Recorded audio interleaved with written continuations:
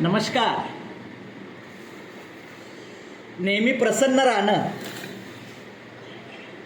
सदैव प्रसन्न राहणं हे भगवंताच्या असीम कृपेचं उत्तम असं उदाहरण आहे. भगवंत नेहमी आपल्याला प्रसन्न ठेवायचा प्रयत्न करतात, पण आपल्या प्रापंचिक चिंतेमुळे, आपल्या प्रापंचिक तृष्णेमुळे, आपल्या वासनांमुळे आपण सदैव हे बाकी ते राहिलं असे करत करत इच्छा आकांक्षायुक्त जीवन जगत विषययुक्त जीवन जगत आपण आपलं जीवन दुःखी करून टाकतो. वास्तविक सदैव प्रसन्न राहणं हा प्राकृतिक माणसाचा स्वभाव आहे. भगवंताने अशा अतूट शक्तीने आपल्याला प्रकृतीशी जोडून ठेवलेलं आहे, पण आपण प्रकृतीवर वर्चस्व स्थापन करून, आपण प्रकृतीवर बलात्कार करून, आपण प्रकृतीला ताब्यात घेण्याचा प्रयत्न करतो. पण ते आपल्या केवळ अज्ञानामुळे.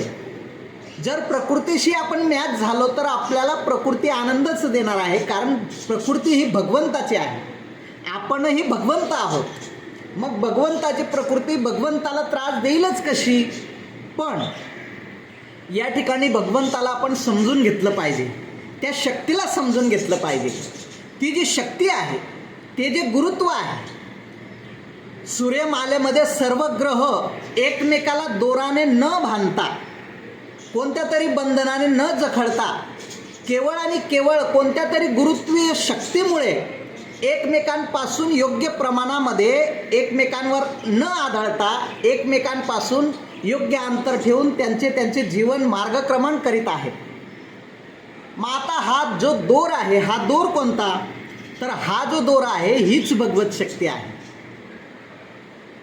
माता यशोदा ज्या वेळेस भगवंताला बांधायचा प्रयत्न करते, त्यांचं पोटाला दोराने बांधायचा प्रयत्न करते, म्हणून भगवंताला एक नाव पडलं दामोदर. दाम म्हणजे दोर आणि उदर म्हणजे पोट. ज्या दोराने ते उदर बांधलं जाऊ शकत नव्हतं, यशोदा माता जशी दोर आणायच्या, तो दोर भगवंताला बांधताना कमीच पडायचा.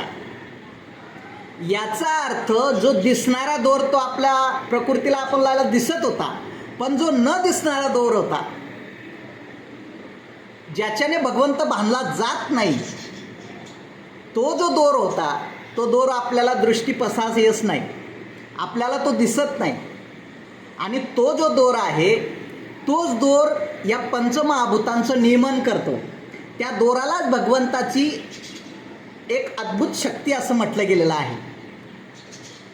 तो दोर संतांना सापडला म्हणून आपण संतांना गुरु म्हणतो. त्यांच्याकडे गुरुत्व आहे, गुरुत्व आहे म्हणून तो दोर त्यांना सापडला आणि त्या दोराने त्यांनी त्या भगवंताला बांधायचा प्रयत्न केला, नवे बांधलाच. आमचे संत जनाबाई म्हणतात, धरीला पंढरीचा चोर, गळा बांधून या दोर. त्या भगवंताला बांधायचा जो दोर आहे तो त्यांना सापडला आणि त्यांनी भगवंताला बांधून ठेवलं. नवे भगवंत आणि ते, त्यांच्यातला मधला जो दुवा आहे, मधला जे अंतर आहे, तेच त्यांनी कमी करून टाकलं. संत तुकाराम महाराज म्हणतात, देव पाहावयासी गेलो तेथे देवच होऊन ठेवलो. अशा पद्धतीने भगवंत आणि मी, माझ्यामधलं जे अंतर आहे, माझ्यामधली जी शक्ती आहे, ती शक्ती भगवंत आहे आणि भगवंत आणि मी एक आहे. अशा पद्धतीचा जर मी नाराज होत असेल तर तो माझा त्या ठिकाणी अज्ञान आहे. आणि जर प्रसन्न राहत असेल तर भगवंत आणि मी एक आहे. कारण की भगवंताला पहा तुम्ही, भगवान श्रीकृष्णांना पहा, त्यांचं जीवनात, त्यांच्या चेहऱ्यावर कधीच मला त्या ठिकाणी उदासत्व दिसलं नाही. ते सदैव प्रसन्न, सतत हसतमुख मला दिसतात.